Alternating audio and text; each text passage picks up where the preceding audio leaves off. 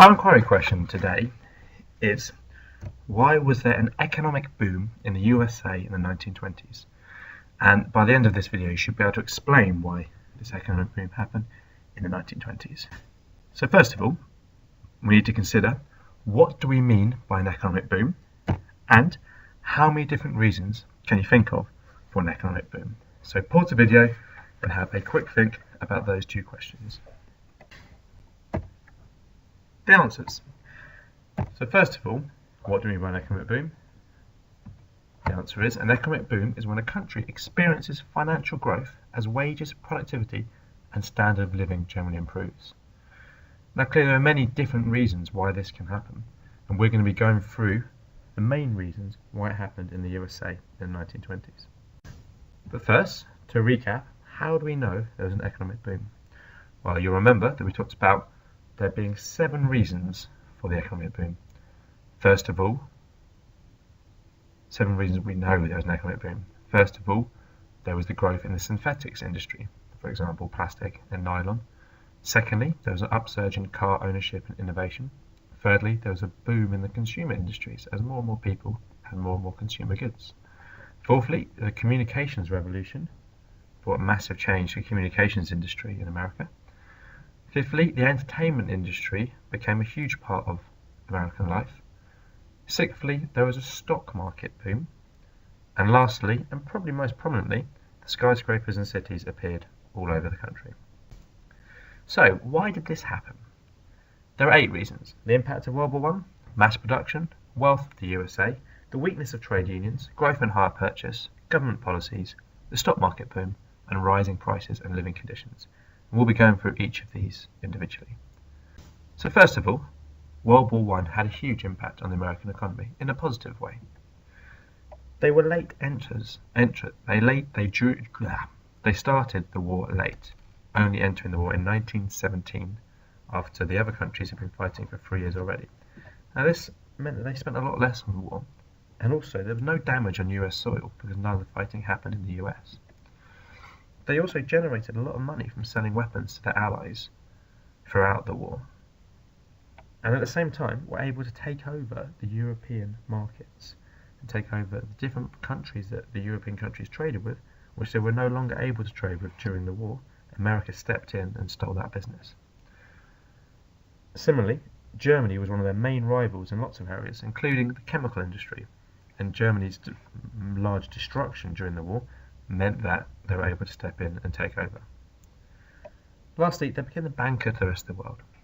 By the end of the war, European countries owed the US $22 billion plus the interest on those loans, generating a huge amount of money for the US. Now, mass production also had a large impact on the American economy. It meant goods could be made faster and cheaper. A Model T Ford could be produced in 93 minutes rather than 14 hours. Now how did this happen? So rather than having one person produce the car from scratch, all they had was an assembly line where different people would have different jobs in producing the car, meaning it could happen a lot quicker. And if it was quicker, it was cheaper. Which also meant that people could afford these luxury items, and so they spent more of their earnings on luxury items like this. A Model T Ford car was now only cost an average worker's 3-month salary, so it was a lot more affordable. And this in turn gave many people jobs, as more cars were made, as more were sold. And these goods were sold all around the world. The USA also had great natural wealth. It was rich in raw materials such as coal, iron ore, and oil, and had much fertile land for agriculture. It was the world's leading industrial nation by the end of World War I. Its population, mainly of immigrants, was hard-working and ambitious. In the early 1900s in America, they had seen a movement from rural and agricultural to urban and industrial. Now at the same time as all this, wages were rising and there was very stable prices. What this meant was that mass production and the successful economy led to a huge rise in wages. However, the cost of living stayed the same, so people were a lot more wealthy and a lot higher standard of living. This tended to mean that people would spend more. As they spent more, this gave many people more jobs and put more money back in the economy. And this is referred to as a cycle of prosperity. And you can see this in the diagram here.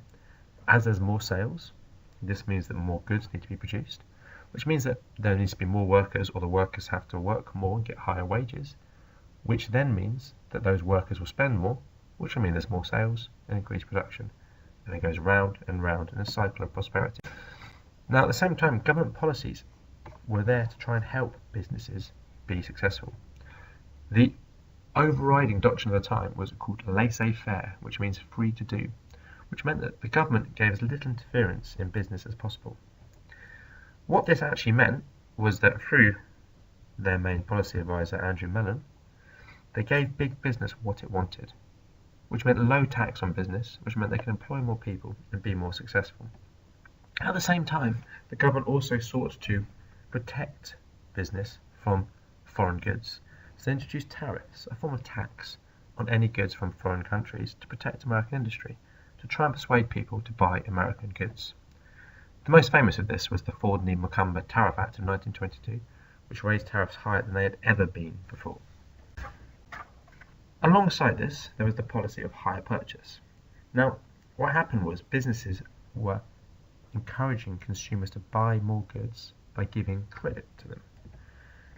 So what this meant was that it was pioneered by the car companies. Hire purchase enabled consumers to buy the goods they wanted with a small deposit and then pay the rest off in weekly or monthly installments. 6 out of 10 cars were bought this way, and this enabled people to buy a lot more. It led to a boom in sales as people could afford the smaller payments, and so they spent a lot more. Another marketing tool was the growth in the mail order catalogue, meaning that people could shop more and more and spend more. At the same time, the unions were weak, which meant that business had less restrictions. So the Republican government, like businessmen, were against trade unions. Employers were allowed to use violence to break strikes and refuse to employ union members, which meant there were a lot less strikes and a lot less collective bargaining to try and improve the lot of workers, which meant businesses were more successful and could treat employees pretty much how they wanted. In fact, in the car industry, unions were excluded altogether. Because of this, employers were able to keep wages low and working hours long at a time when profits were increasing rapidly, showing it didn't benefit everyone, but it meant that business was very successful, bringing money to the economy. Now, another reason why business was successful was that more and more people were investing in it, and this is referred to as the stock market boom. More and more people invested their money into the stock market. What this meant was they bought a share of a business in exchange for some of the profits of the business, and actually even ordinary working men invested in stocks and shares to try and make money.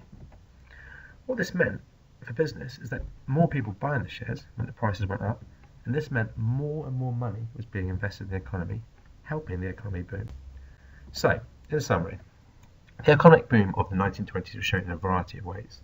These included the rise in consumer products, skyscrapers, entertainment, the stock market boom, the communications revolution, and the huge upsurge in car ownership.